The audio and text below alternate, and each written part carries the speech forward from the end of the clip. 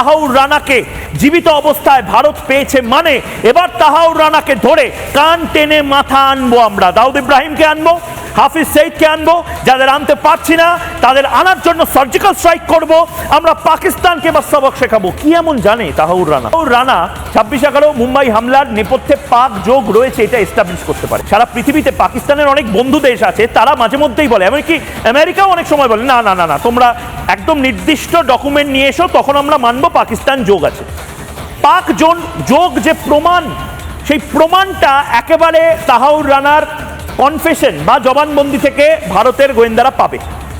সেটা তুলে এবার আমরা রাষ্ট্রসংঘে দিয়ে বলবো এবার পাকিস্তানকে আপনারা কি করবেন দেখুন। যদি আপনারা কিছু না করেন এবার ভারতবর্ষ যা ব্যবস্থা নেওয়ার নেবে। 26/11 হামলার মূল চক্রান্ত কারা কারা করেছিল? এই আজমাল কাসাব তো উচ্চিংড়ে ছিল। আজমাল কাসাবকে ছেড়ে ধীরে ইঁদুর কে ছিল? হাফিজ সঈদ।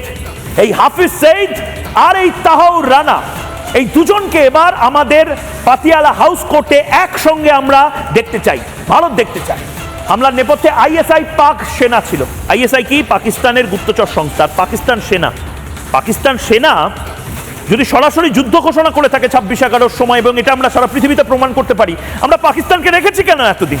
আমরা পাকিস্তানকে দুধ কলা দিয়ে পুষছি কেন এতদিন?